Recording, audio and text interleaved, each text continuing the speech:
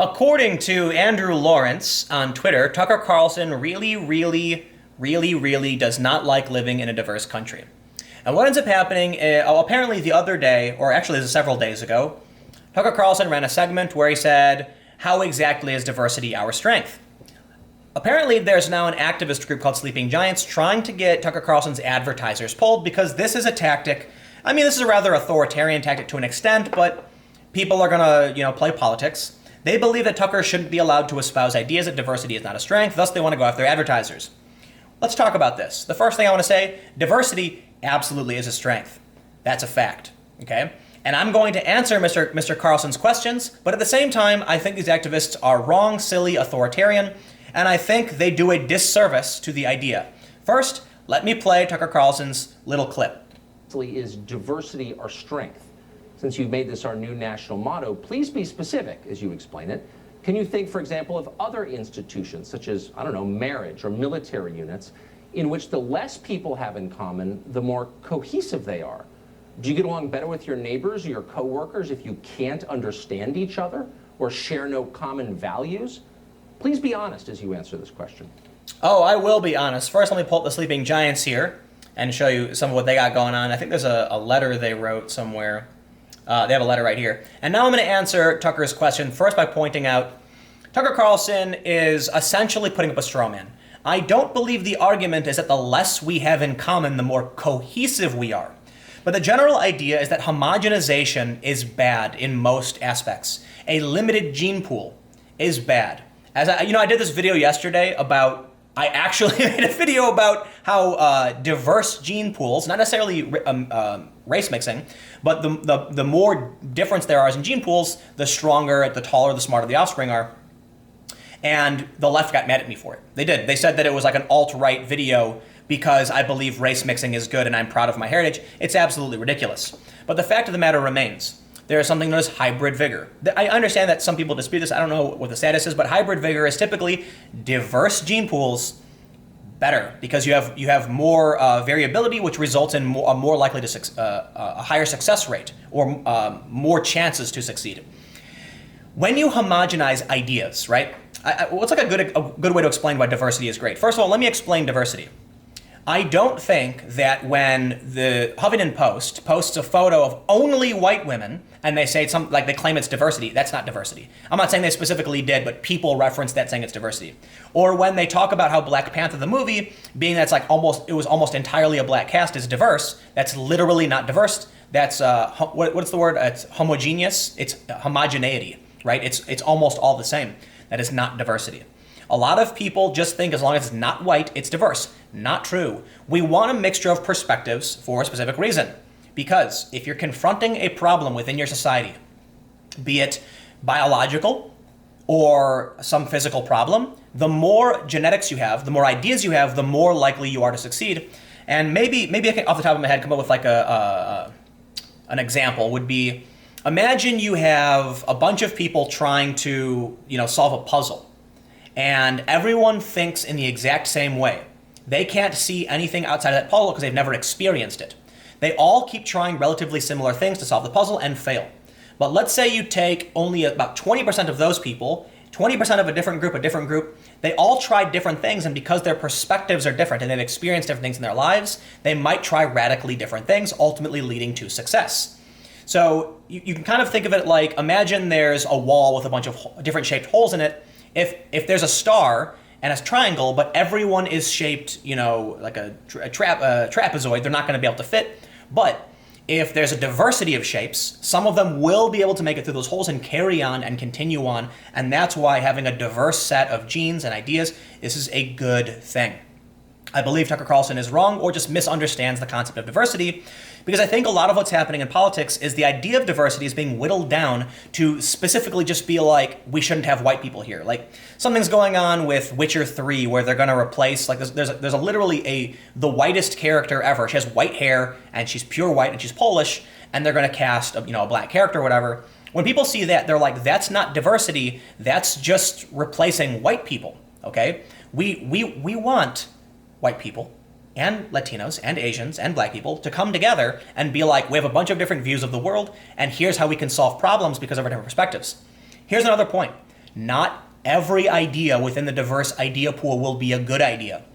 Among a homogenous population, they might have a really good idea that works for everybody and it functions. And you might actually introduce bad ideas when you implement diversity, but overall, you are still likely to see a net gain because the bad ideas will eventually fall off and the good ideas will triumph. And thus, if we have a monoculture society continuing on the same path forever, it's likely that they could hit a bump in the road at some point in their development where they can't continue on and they cease to exist.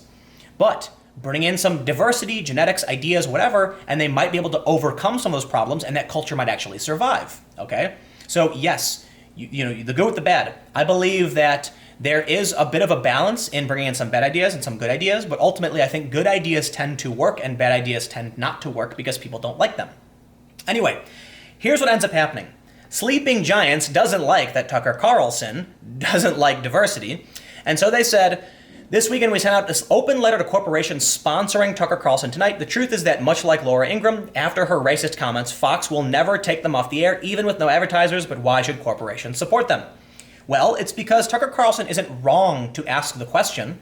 I think he's right to ask the question, and a smart person would sit down with Tucker and say, let's have a conversation about this. And maybe, I think Tucker just doesn't understand. I don't think he's a bad person. I don't think anybody's a bad person if they believe, if they think the way Tucker does. I think that anybody who does think diversity is a problem, and they're willing to watch my video, is doing the right thing, and by me explaining why I think diversity is good, this is progress, guys. Like, if you're watching me and you disagree with me, even if you disagree, this is progress. Like, you're now understanding my point of view as to why I think diversity is good. Maybe you can come back with some ideas, and you can challenge my ideas and make me think something I've never thought of. That's another point of diversity.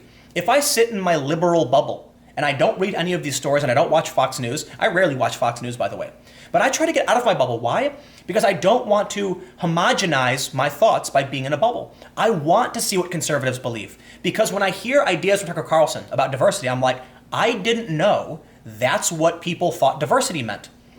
Oh, now that I was willing to watch what Tucker Carlson had to say, I think he's just mistaken. How about I make a video and politely explain that and respectfully tell people what I think? I recognize I might be wrong, and there's probably a bunch of people in the comments right now telling me why I'm wrong, and that's awesome. That's progress. Because I am getting out of my liberal, bubble and entering a conservative bubble so that I don't homogenize my views, and thus another explanation of why I think diversity is a good thing. Diversity of opinion is important, and it's being neglected by dogmatic individuals like Sleeping Giants who think that these ideas should be restricted. These people are literally anti-diversity. They believe that opposing ideas shouldn't be presented, and that's wrong.